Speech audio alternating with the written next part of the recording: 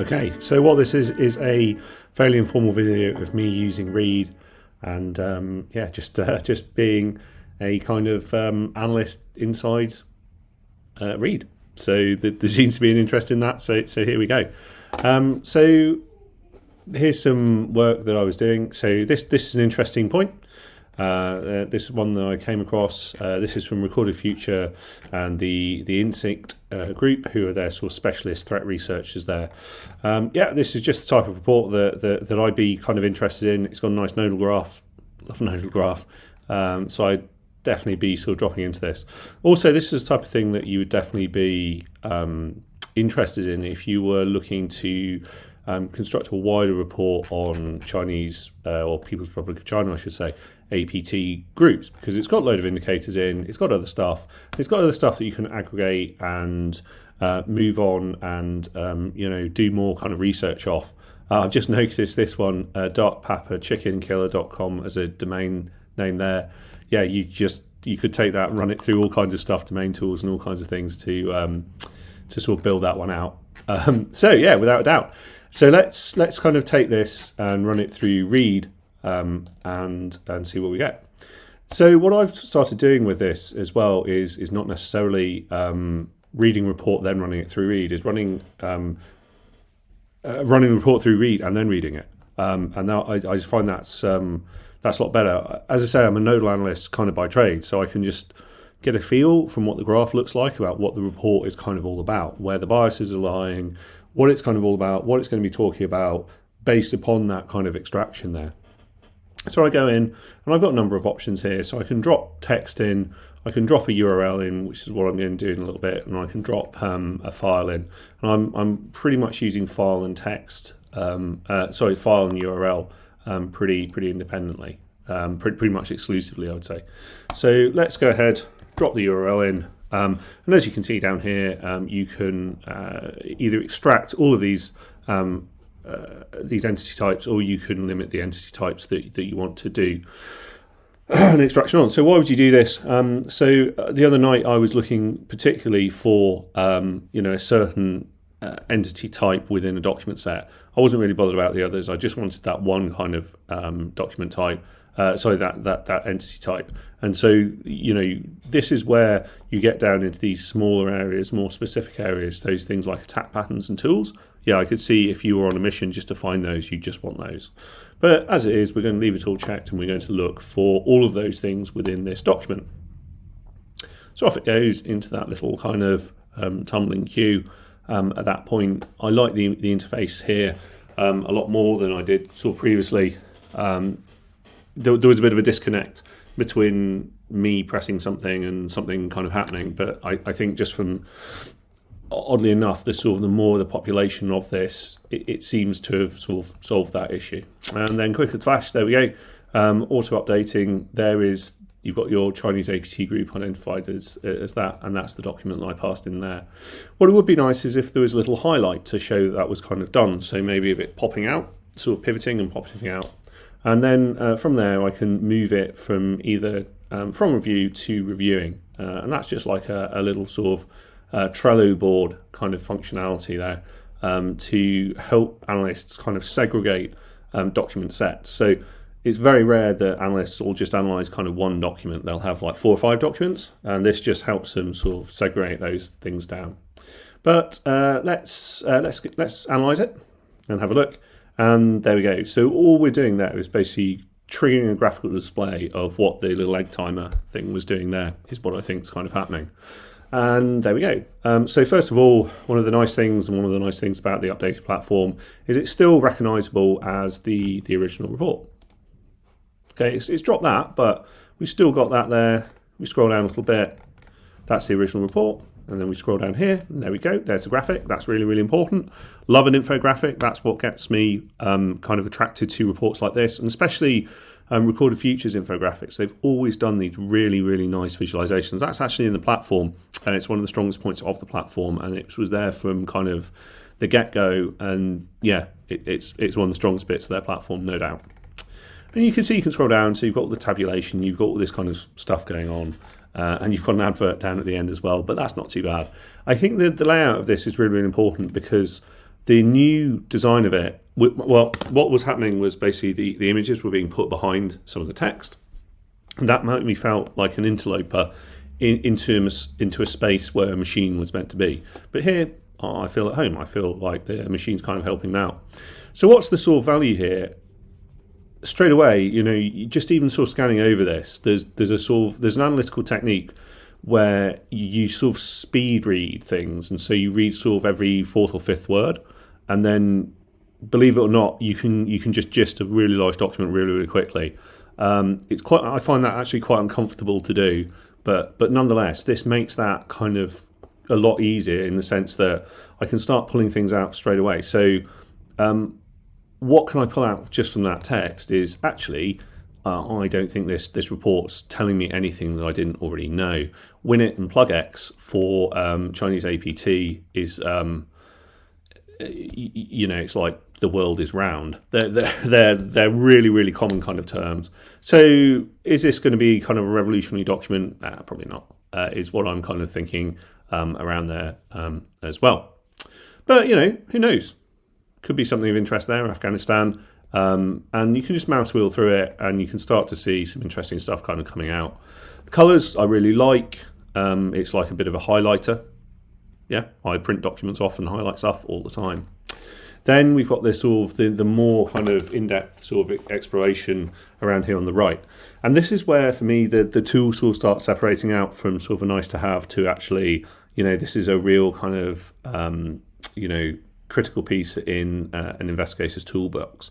And what the differentiator here is within these entity extractions, but specifically, what is being extracted at this point. So take, for example, the malware. Let's go for indicator. So indicator, it's pulled out what our IP address is and our chicken killer domain there. So there we go. We can go and we can navigate around that. And we can see that. And great. That's very helpful. So I've got that list there. I've got that list kind of extracted. But that's not artificial intelligence. Okay, that you could do that with various kind of pieces. So you could, for example, look at this of some kind of input mask. So number, character, number, space. That's probably an IP address or something like that. You could look at those kind of forms. So yeah, that's useful, but it's not kind of revolutionary. What is this? So the MITRE attack pattern here. Now then, this is where you start to get into the sort of slightly spooky feeling, I suppose, because what you can see here is here's text, and then we open that up, and then for each of these, there's these little Tcode here. So what's the big so what of that? Is basically what these Tcodes represent is part of the MITRE navigator. So why don't we go and have a look for that? MITRE attack framework. And actually, where are we? Yeah, here we are. Right, so this is the full MITRE attack framework, or one of them. There are other frameworks, but this is the most common one here. And what you can see here as I'm hovering over is these Tcodes. That's a Tcode, okay? So you've got a human readable thing, which is domain policy modification, and that is Tcode 148.4. So what is in our document is these Tcodes mapped to a description of what looks to be like that Tcode. So why is that so significant? Is because if you look for, say, for example, this Tcode here, let's go and have a look at that and see where it is. Finally, there we go, blah, blah, blah. It's not actually identified within the text that it is that Tcode.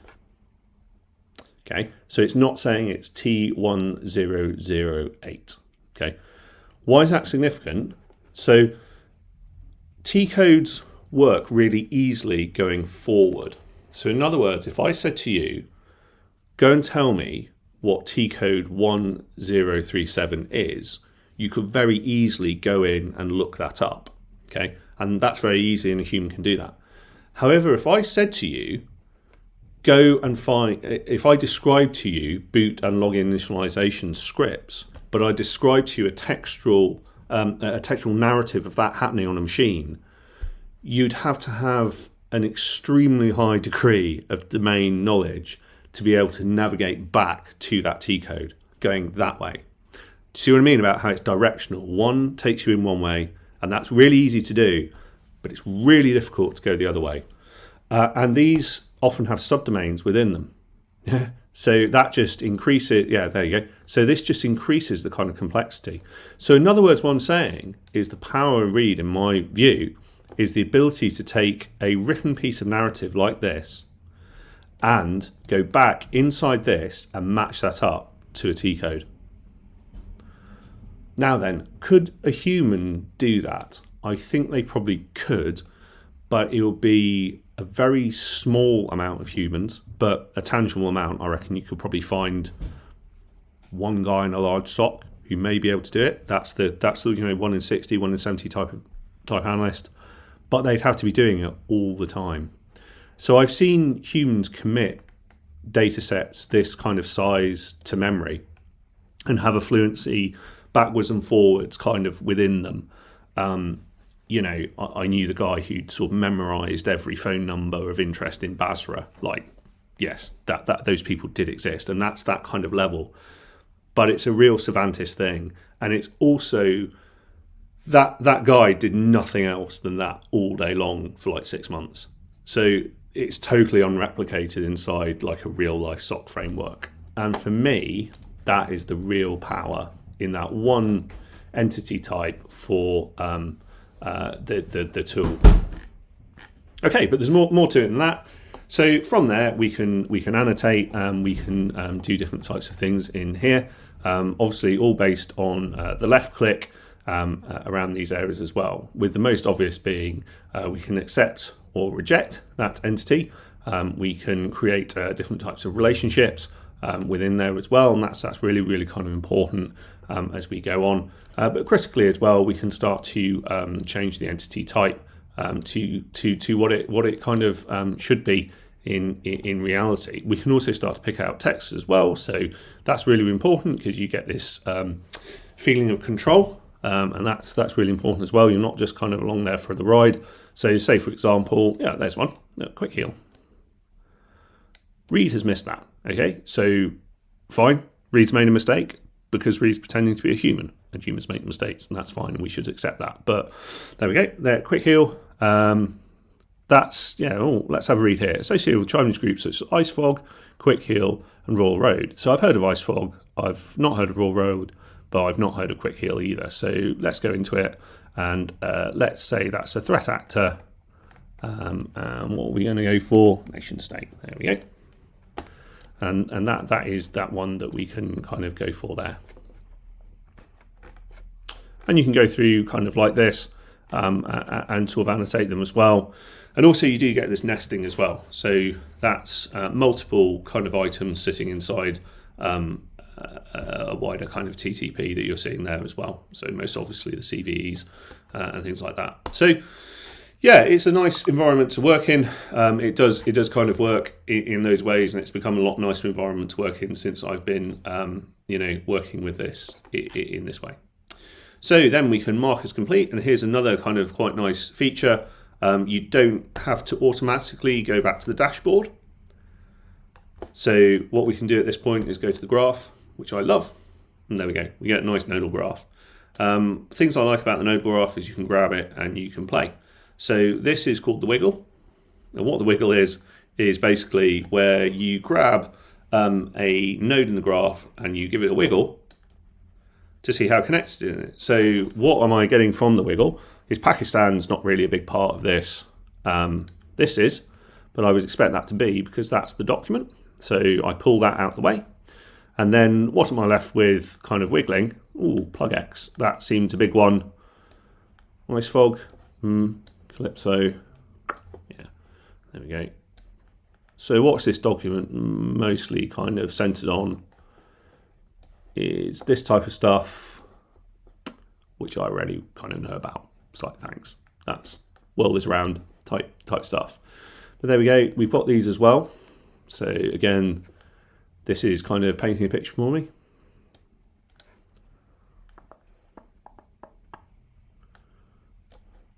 So those two are a bit interesting, but not revolutionary. Okay, permissions groups, yeah, that's kind of, you know, standard escalation of privileges.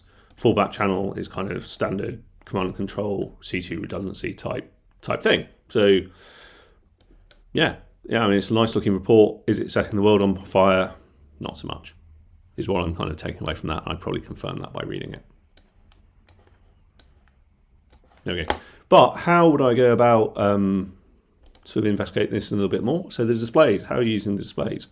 So let's have a quick look. That's just a messy kind of jumbled up display. That just gives you an idea of the volume that you're dealing with.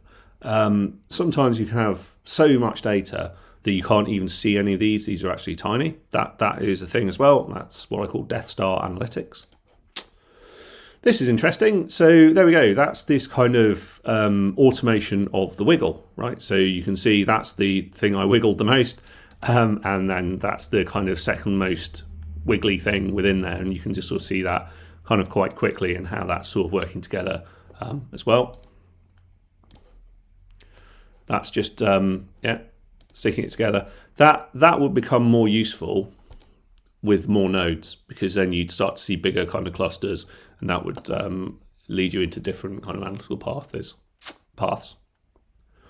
And yeah, okay, so what you're looking at here is this is kind of what it's trying to do is sort of cluster by type is what I can sort of see here. So again, this is quite useful if you're looking for these types of things. So take for example like poison ivy. Again, they've been using that for years and years and years, along with sort of these. There's certain things that are just sort of constantly sort of associated with Chinese espionage groups, PlugX, poison ivy being two of them. Grid, yeah, that's interesting, but not hugely useful. I don't find grid displays that useful for myself, obviously. This is good for hierarchies, and what you get to see here is basically these little kind of pathways and stuff like that you can kind of go down. I'm not sure if they're actually kind of valid. Like, is that like a semantic kind of pathway, or is it just in my mind I'm kind of ticking off these little things to do? You see this a lot in Multigo, where it's like a sort of structured hierarchy of stuff and those types of things. It's really useful because it just allows you to pivot around the data and starts to spot things and pull things out. So you can see the CVEs is all pulled out a bit more here. And that, I think, is about it. So then we can download the sticks file if you'd like to sort of take that on further. Nice quick download. I like that, actually. It's not messing around. It's not doing some kind of weird thing. Downloads can often be really frustrating. I really like the fact that it's just one press and off you go. When I was using this without the viewer, that was really nice. Actually, I was able to just bang, bang, bang. I thought, oh no, they've gone from my desktop. But there was a load of those that I was just able to pull down really quickly and then upload into another viewer, and that was really appreciated. Right, that's a not so formal run through of my experience with the read tool. There we go.